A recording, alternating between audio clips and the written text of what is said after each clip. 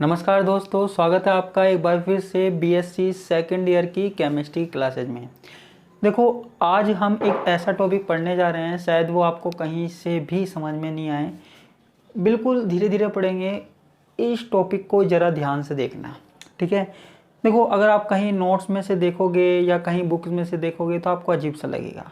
तो मैं तो आपसे सिर्फ ये कहना चाहूँगा कि अगर आप इस टॉपिक को देख रहे हो, चाहे कोई भी हो, किसी भी यूनिवर्सिटी का हो, अपने हाथ में एक पेंसिल या पेन जो भी आप यूज में लेते हो और एक नोटबुक ज़रूर रख लेना, साथ में लिखते हुए चलना, ताकि आपको समझ में आता रहे, बीच में कहीं पे भी कोई प्रॉब्लम नहीं हो, ठीक है। तो आज का जो हमारा टॉपिक है वो है पोरबैक्स आरेख या पोरबैक्स डायग्राम, ठीक है। तो ध्यान से एक एक चीज़ समझने की कोशिश करना।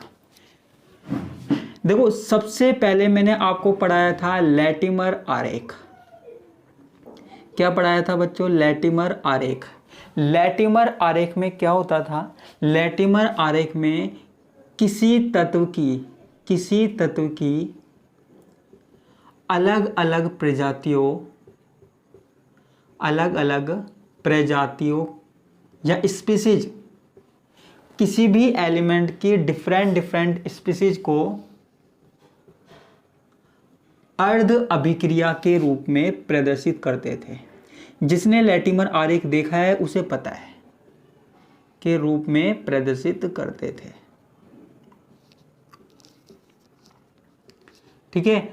अगर आपको याद हो तो हमने क्या किया था, ऐसे ए बी सी डी, ठीक है, बहुत सारे अलग अलग एक ही तत्व की अलग अलग स्पीसीज थी। वहां पे हम क्या कर रहे थे? ऑक्सीकरण अवस्था लिख रहे थे, इस तरीके से ऑक्सीकरण अवस्था लिख रहे थे ना। साथ में हम उनके तीर के निशान के ऊपर क्या लिख रहे थे? अपचयन विभव लिख रहे थे। किसी में +0.95 लिख दिया, किसी में +1 पॉइंट कुछ लिख दिया, 65 लिख दिया, इस तरीके से लिख रहे थे। तो लैटिमर डायग्राम हमें क्या बताता था कि किसी तत्व की अलग अलग प्रजातियों को कैसे अर्ध अभिक्रिया के रूप में दर्शाया जाए और उनके जो पोटेंशियल है उनको तीर के निशान के ऊपर लिखा जाता था। ये हमारे पास क्या होता था? Latimer diagram. उसके बाद मैंने आपको बताया था फ्रोस्ट डायग्राम, फ्रोस्ट आरेख।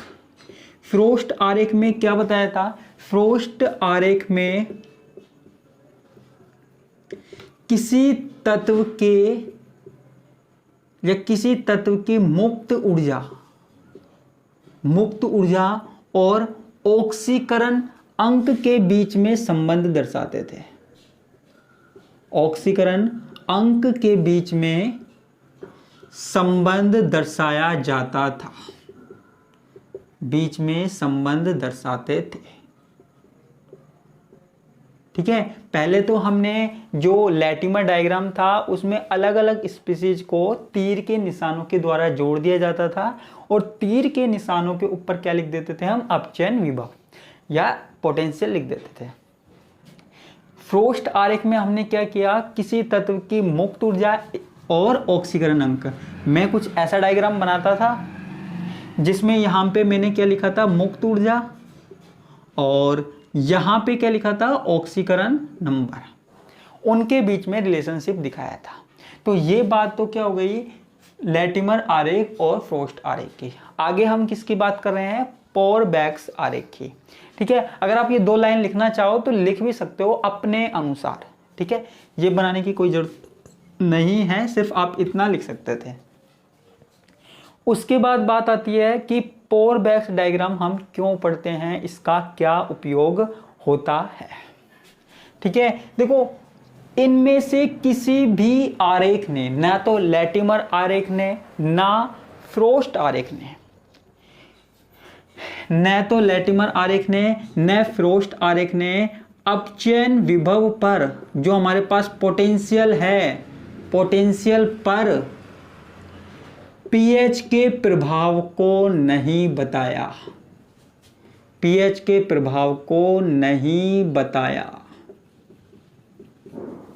ठीक है। ना तो लैटिमर डायग्राम ने ना फ्रोस्ट डायग्राम में, कोई सा भी डायग्राम रेडॉक्स पोटेंशियल पर पीएच के प्रभाव को नहीं समझा पाया। ठीक है, इसलिए मैंने इन दोनों के बारे में बताया था। तो यानी कि आप समझ गए होंगे कि हम किसके बारे में बात करने वाले हैं बच्चों, पोरबैक्स डायग्राम के बारे में। देखो पोरबैक्स क्या है, एक वैज्ञानिक का नाम है जिन्होंने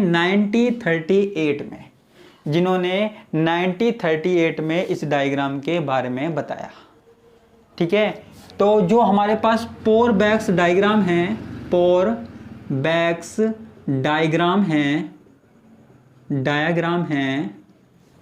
डायग्राम अपचयन विभव यानी कि E0 या E नोट पर पड़ने वाले पीएच के प्रभाव को बताता है। किसको बताता है? पीएच के प्रभाव को बताता है। ठीक है, पीएच के प्रभाव को बताता है। तो कोई भी पूछे कि पोरबैक्स डायग्राम कहाँ काम में आता है, ये देखो पोरबैक्स डायग्राम आपने शायद 12th क्लास में भी पढ़ा होगा, है ना, छठी यूनिट थी उसमें कुछ इस तरीके से था। तो कोई भी पूछे पोरबैक्स डायग्राम कहाँ काम आता है, तो पोरबैक्स डायग्राम जो है वो पोटेंशियल पर पीएच के प्रभाव को बताता है। पोटेंशियल पर क्या करता है? पीएच के इफेक्ट को हमें बताता है। ठीक है, तो एक बात आपको याद रखनी है ना, इसलिए इसको हम EPH आरेख भी कहते हैं। EPH इसे EPH आरेख भी कहते हैं। ये तो पहली बात हो गई।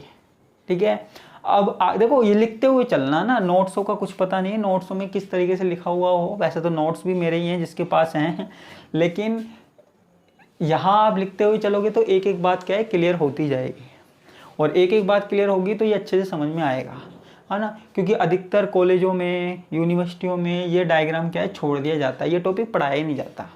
एग्जाम में आता है, मोस्ट है, लेकिन पढ़ाया ही नहीं जाता, है ना। इसलिए कहीं नोट्सों में नहीं मिलेगा, किसी और के नोट्सों में अगर आप उम्मीद रखते हो, और अगर मिल भी गया तो कोई समझाया नहीं होगा किसी ने अच्छे से। लेकिन आज मैं यहाँ पे इसका पूरा पोस्टमार्टम करने वाला हूँ, इसको पूरा अच्छे से समझाने वाला हूँ। ठीक है, तो पोरबैक्स डायग्राम क्या कर रहा है? अपचयन विभव पर पड़ने वाले पीएच के प्रभाव को बताता है, इसलिए इसे EPH आरेख भी कहते हैं। ठीक है, ई हमारे पास क्या हो गया? पोटेंशियल हो गया।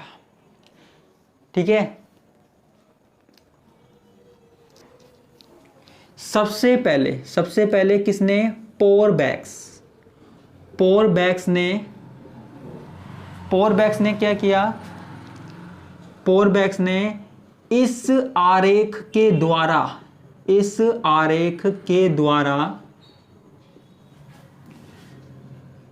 किसी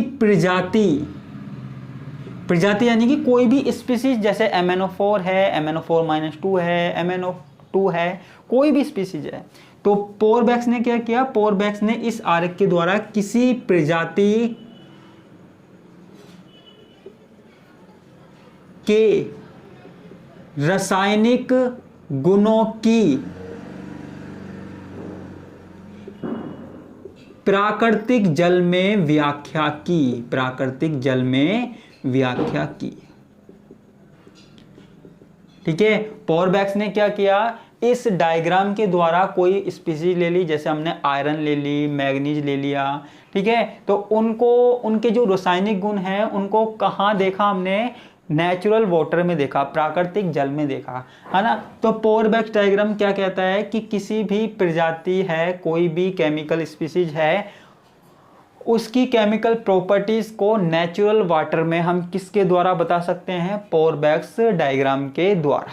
किसके द्वारा? पोरबैक्स डायग्राम के द्वारा। ठीक है, देखो इस वाले डायग्राम का उपयोग कहाँ होता है? कोरिजन साइंस में होता है। कोरिजन या साइंस यानी कि संचारण विज्ञान, इसका उपयोग संचारण विज्ञान में होता है। संचारण यानी कि जंग वगैरह लगती है ना, उसके बारे में बताने के लिए, जंग कब लग सकती है कब नहीं लग सकती उसके बारे में बताने के लिए। ठीक है, तो वहां पे भी संचारण विज्ञान में इसका उपयोग होता है। अब देखो यहां पे किया क्या, ठीक है, यहां पे हमने किया क्या, इस वाले डायग्राम में ध्यान से देखना, इस आरेख में, आरेख कैसा होता है, इस तरीके से होता है।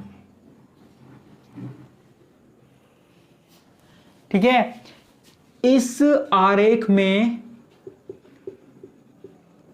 एक्स एक्सिस पर, एक्स अक्ष पर, एक्स अक्ष पर पीएच, ये एक्स अक्ष है, यहां पे हम क्या ले रहे हैं, पीएच ले रहे हैं। ठीक है, एक्स अक्ष पर हम क्या ले रहे हैं, पीएच ले रहे हैं। व वाई अक्ष पर, वाई अक्ष पर ई लेते हैं। ई यानी कि अपचयन विभव लेते हैं, पोटेंशियल लेते हैं। इस वाले एक्सिस पर हम क्या लेते हैं, पोटेंशियल लेते हैं, ई लेते हैं। ठीक है, तो सिंपल सी बात है। सबसे पहले तो ये 3-4 चीजें आपके दिमाग में होनी चाहिए कि जब भी पोरबैक्स आरेख की बात करेंगे तो पोरबैक्स आरेख में क्या बताया जाता है, अपचयन विभव पर पीएच के प्रभाव को बताया जाता है ना, पोटेंशियल पर पीएच के इफेक्ट को बताया जाता है। इसके साथ ही यहाँ पे इस आरेख में किसी भी स्पीशीज, किसी भी प्रजाति के रासायनिक गुणों की व्याख्या की जा सकती है, और इसके अलावा इसका उपयोग संसारण विज्ञान में किया जाता है। और इस आरेख में एक्स अक्ष पर क्या लिया जाता है, पीएच लिया जाता है, और ई वो वाई अक्ष पर क्या लेते हैं, हम ई लेते हैं, अपचयन विभव लेते हैं। मैं हट गया यहाँ से, आप चाहें तो स्क्रीनशॉट ले सकते हैं, फिर मुझे ये मिटाना है, मुझे आगे की बात करनी है। ठीक है, देखो ये जो डायग्राम है ना, यहाँ पे हमारे पास पॉजिटिव वैल्यू होती है, यहाँ पे हमारे पास क्या होती है, नेगेटिव वैल्यू होती है। ठीक है, यहाँ पॉजिटिव होती है और यहाँ नेगेटिव होती है। ठीक है, अब देखो जो हमारे पास पोटेंशियल है, विभव है, ये पोटेंशियल है, पोटेंशियल की वैल्यू देखो बीच में 0 होती है ना, बीच में क्या होती है, 0 होती है। अगर पोटेंशियल का मान ऊपर है, 0 से ऊपर है, यानी कि विभव का मान धनात्मक है, विभव का मान क्या है, धनात्मक है, यानी कि 0 से ऊपर है, विभव का मान धनात्मक है,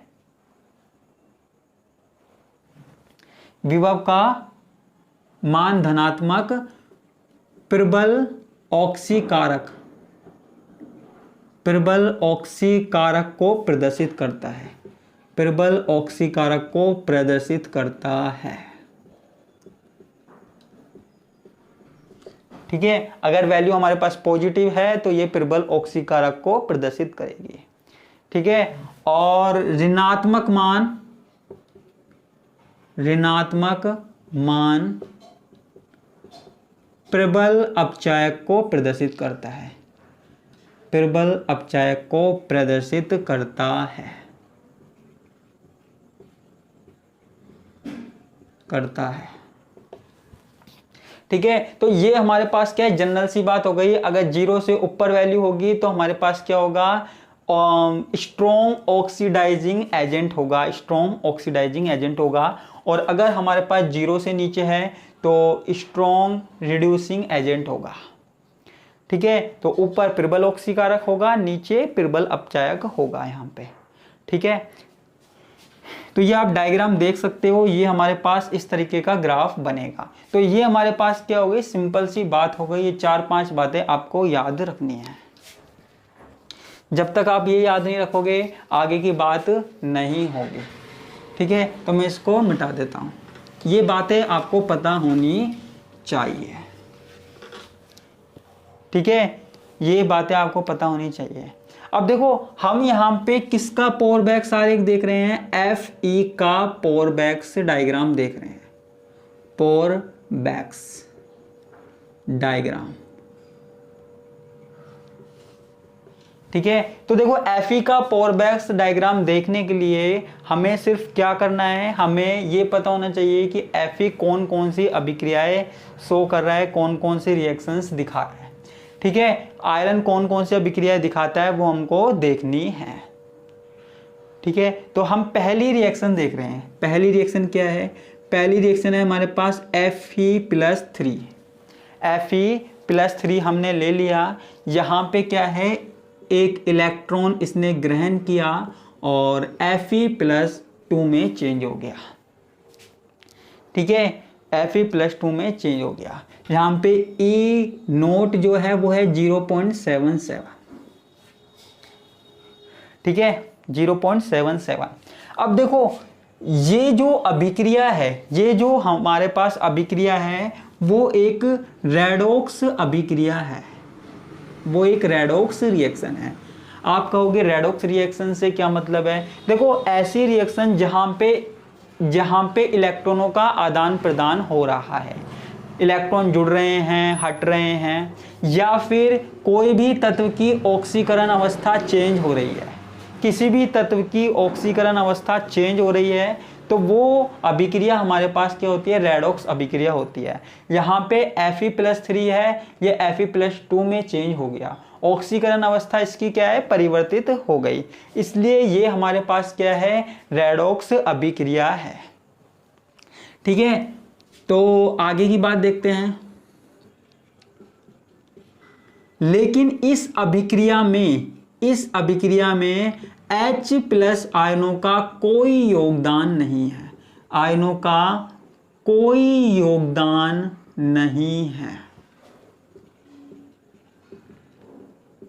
H+ आयनों का कोई योगदान नहीं है। ठीक है, यहां कहीं H+ आयन दिख रहे हैं? नहीं। आप कहेंगे H+ आयन का क्यों? देखो जब भी हम pH की बात करते हैं, pH का मतलब क्या होता है? हाइड्रोजन आयनों की सांद्रता। ठीक है, क्या होता है? हाइड्रोजन आयनों की सांद्रता, pH का मतलब होता है ना। तो यहां पे जब H+ आयन है ही नहीं तो pH से कोई मतलब नहीं है। ठीक है, जहां पे H+ आयनों का योगदान होगा वहां pH से मतलब होगा, नहीं तो नहीं होगा। इस अभिक्रिया में H+ आयनों का कोई योगदान नहीं है। ठीक है, इसलिए यहां पे अगर हम pH बढ़ाएं, ठीक है, अगर हम यहां इस तरीके से pH बढ़ाएं तो यहां पे हमारे पास कुछ नहीं होगा। मतलब pH बढ़ाने पर जो हमारे पास अपचयन विभव है वो नहीं बढ़ेगा, pH बढ़ाने पर अपचयन विभव नहीं बढ़ेगा, इसलिए अभिक्रिया सीधे सीधे चलेगी। ठीक है, इसलिए हम इसको ऐसे क्षैतिज लाइन से, हॉरिजॉन्टल लाइन से दिखाते हैं। ठीक है, जब भी हमारे पास pH में कोई चेंज, pH की वजह से अपचयन विभव में कोई परिवर्तन नहीं हो रहा है तो हमारे पास ये सीधे सीधे चलेगा। ठीक है, तो इस अभिक्रिया में H+ आयनों का कोई योगदान नहीं होता, अतः इस अभिक्रिया का विभव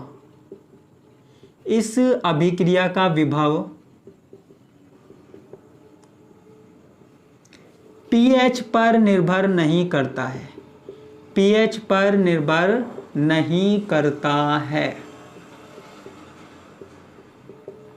ठीक है, तो यहां पे pH पर बिल्कुल भी डिपेंड नहीं करेगा बच्चों। ठीक है, pH पे बिल्कुल भी डिपेंड नहीं करेगा।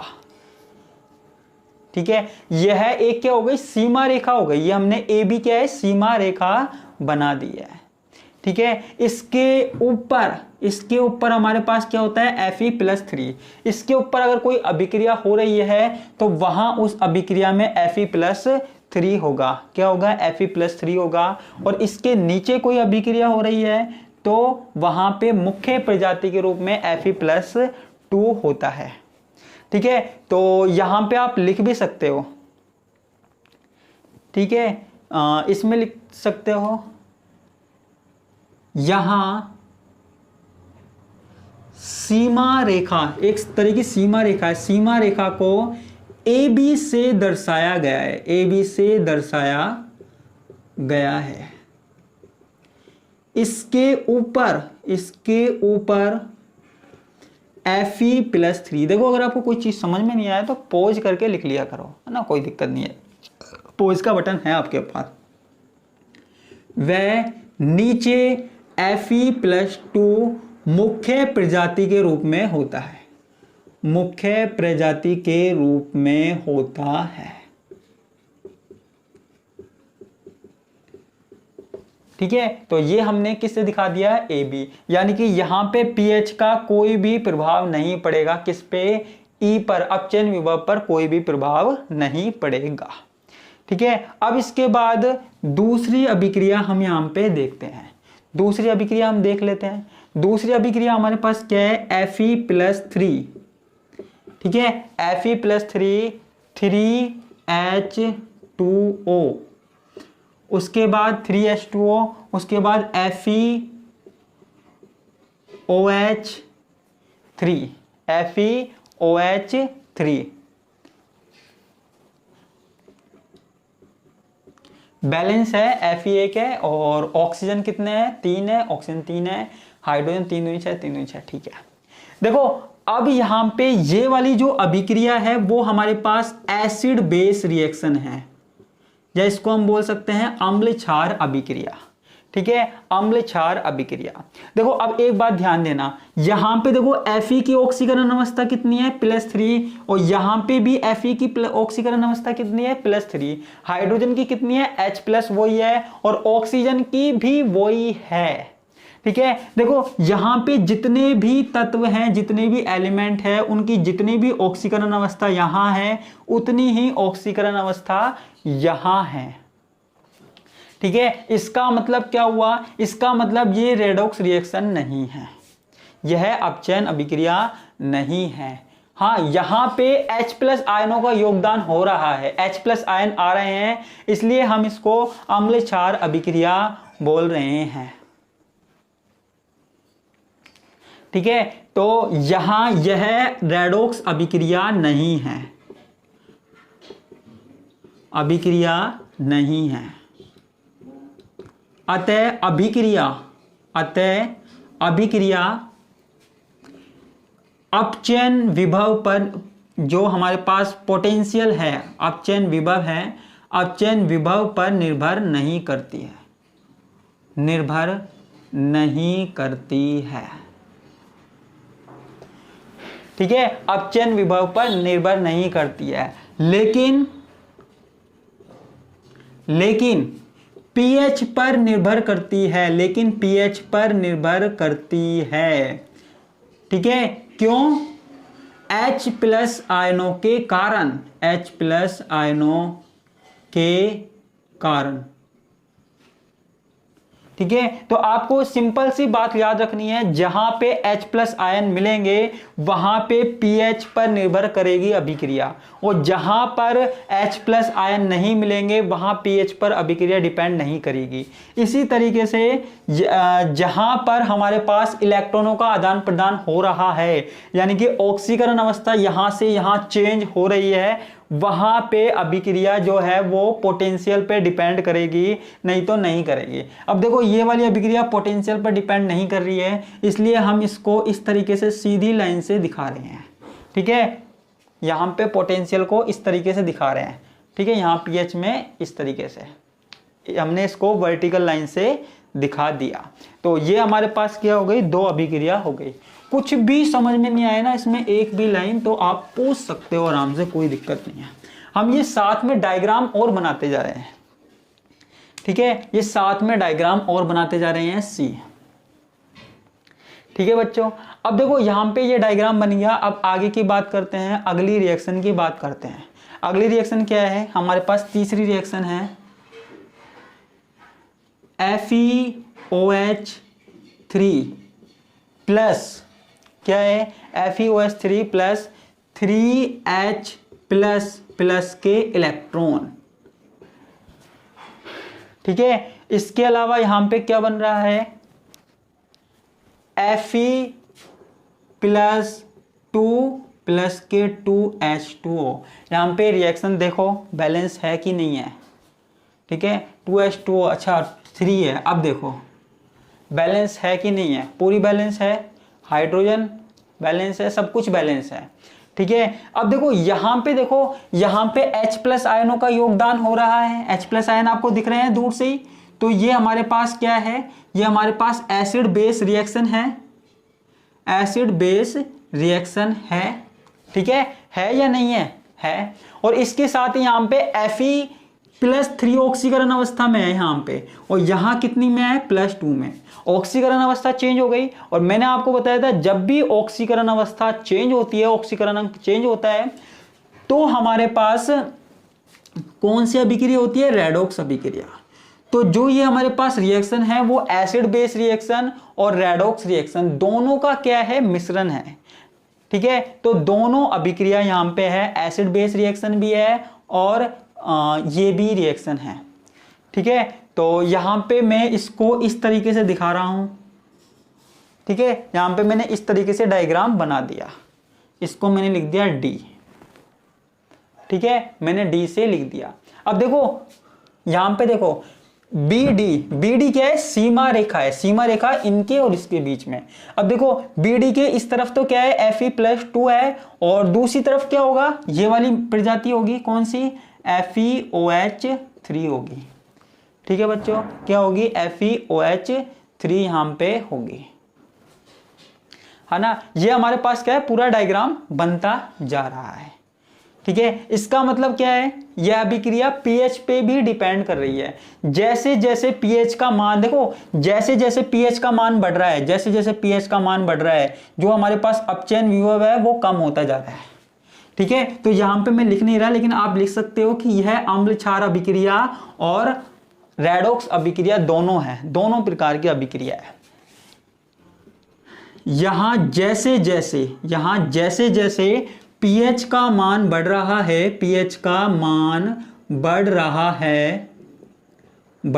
है, वैसे वैसे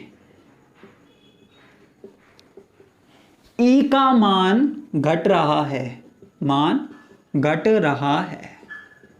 ठीक है। आप देख सकते हो E का मान यहां पे घटने लगा है, E का मान यहां पे घट रहा है, ठीक है। तो यहां पे इसकी जो सीमा रेखा है उसको हमने BD से दिखा दिया।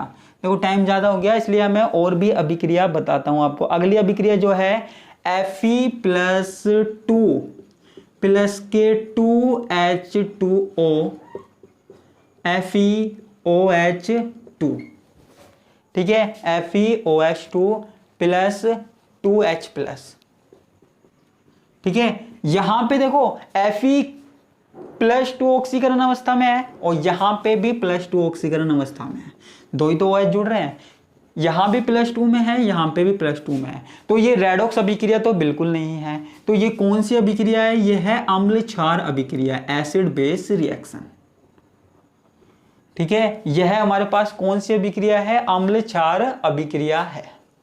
इसको भी हम ग्राफ में दिखा सकते हैं, इसको हम दिखा सकते हैं ग्राफ में, किससे, यहां DF से दिखा सकते हैं। किससे दिखा सकते हैं, DF से दिखा सकते हैं। इसको कुछ इस तरीके से दिखाते हैं, यहां तो Fe+2 है और यहां FeOH2 है, ठीक है, Fe+2 है और FeOH2 है, ठीक है। इसके अलावा और भी हम अभिक्रियाएं दिखा सकते हैं। इसके अलावा और भी इसके बारे में आप लिख सकते हो ना। इसके अलावा मेरे को और भी एक और रिएक्शन दिखानी है। जैसे हमारे पास क्या है, FeOH3 है, FeOH3 है, ये किस में चेंज हो रहा है, FeOH2 में चेंज हो रहा है। FeOH3 है, FeOH2 है, ठीक है, FeOH2, ठीक है, प्लस H2O, ठीक है। तो ये वाली अभिक्रिया और है इससे इसमें। इसके लिए देखो ये हमारे पास सीमा रेखा है DF, ठीक है, FeOH3 से FeOH2 चेंज हो सकता है, ये हमारे पास सीमा रेखा है, ठीक है। यहां पे भी इलेक्ट्रॉनों का आदान प्रदान हो रहा है और H+ आयनों का आदान प्रदान हो रहा है। तो यह भी हमारे पास क्या है, यह भी हमारे पास क्या है, यह भी एसिड बेस रिएक्शन व रेडॉक्स रिएक्शन है, ठीक है। दोनों तरह की रिएक्शन है, एसिड बेस रिएक्शन भी है, रेडॉक्स रिएक्शन भी है, ठीक है। ऊपर वाली एसिड बेस रिएक्शन थी, है ना। देखो हाँ ऊपर वाली, सॉरी एक चीज और बताना, थोड़ा सा शायद मिस्टेक हो गई मुझे लग रहा है, वैसे तो हुई नहीं, लेकिन एक बार देखना, ये जो चौथी रिएक्शन है ना उसको हम यहां से यहां दिखा रहे हैं DE, ठीक है, क्योंकि देखो ये एसिड बेस रिएक्शन है, रेडॉक्स रिएक्शन नहीं है। तो इस वाले ग्राफ में एक बात ध्यान रखना, एसिड बेस रिएक्शन जो भी है उसको हम ऐसी लाइन से दिखाएंगे, लंबी वाली लाइन से दिखाएंगे, ठीक है। एसिड बेस रिएक्शन को हम लंबी वाली लाइन से दिखाएंगे, ऐसे ऊर्ध्वाधर से, वर्टिकल से। और जब भी हमारे पास किसकी बात आएगी, रेडॉक्स रिएक्शन की बात आएगी, तो उसे ऐसी आड़ी लाइन से दिखाएंगे, ठीक है। और जब दोनों का मिश्रण होगा तो हमें उसको इस तरीके से स्लोप से दिखाना है, ठीक है बच्चों, इस तरीके से स्लोप से दिखाना है। तो ये हमारे पास क्या हो गई, 4 रिएक्शन हो गई। इसके अलावा हमारे पास यहां पे 2 रेखाएं और होती है, ठीक है। कौन कौन सी, इस तरीके से रेखाएं होती है ना, और इस तरीके से, ठीक है। ये 2 रेखाएं आपने पहले भी देखी होगी, आप कहोगे कौन कौन सी, देखो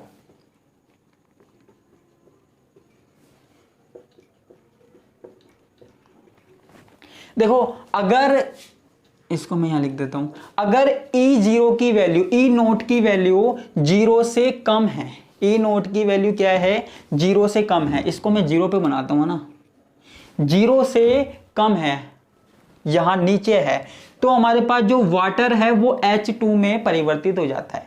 और अगर हमारे पास यहां इस लाइन से ऊपर है, इस लाइन से ऊपर है, तो जो वाटर है वो ऑक्सीजन में ऑक्सीकृत हो जाता है, ऑक्सीडाइज हो जाता है, और यहां पे रिडक्शन हो जाता है, ठीक है। यहां पे H2 में इसका रिडक्शन हो जाता है। अच्छा आपने ये ऐसा तो कुछ देखा होगा, जब मैंने स्टेबिलिटी फील्ड ऑफ वाटर पढ़ाया था, ये जो पूरा स्टेबिलिटी फील्ड है, देखो ये जो 2 लाइन है, ध्यान से देखना, ये जो 2 लाइन है, ये वाली लाइन और ये वाली लाइन, इन दोनों लाइनों के बीच में, इन दोनों लाइनों के बीच में इसको मैं लिख सकता हूं GH और इसको मैं लिख सकता हूं IG। इन दोनों लाइनों के बीच में जो वाटर है, पानी है, उसका न तो ऑक्सीकरण होता है ना ही अपचयन होता है, ना तो ऑक्सीडेशन होता है ना रिडक्शन होता है, ठीक है। हाँ इस लाइन के ऊपर जो H2 है वो O2 में ऑक्सीडाइज हो जाता है, H2O का O2 में ऑक्सीकरण हो जाता है, और इस लाइन के नीचे H2O का H2 में अपचयन हो जाता है। बीच में कुछ नहीं होता, बीच में क्या है, स्टेबिलिटी बनी रहती है। ये हमारे पास स्टेबिलिटी फील्ड ऑफ वाटर है, ठीक है। बस इतनी सी बात याद रखनी है, जहां पे एसिड बेस रिएक्शन हो वहां पे इस तरीके से लाइन बनानी है, ये डी वाला है ना, ऐसी लंबी लाइन बनानी है ऊर्ध्वाधर। जहां पे हमारे पास रेडॉक्स रिएक्शन है वहां पे ऐसी लाइन दिखानी है, ठीक है। और यहां पे दोनों कॉम्बिनेशन है, एसिड बेस रिएक्शन और रेडॉक्स रिएक्शन, उनको हमें ऐसी लाइन से दिखाना है, ठीक है। तो ये हमारे पास क्या हो गया, पोरबैक्स डायग्राम हो गया, ठीक है। और एक बात और,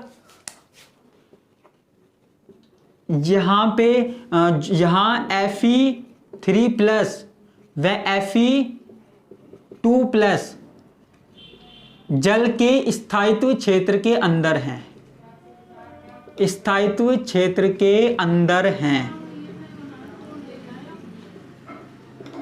ठीक है। अतः ये न तो जल का ऑक्सीकरण कर सकते, जल का ऑक्सीकरण कर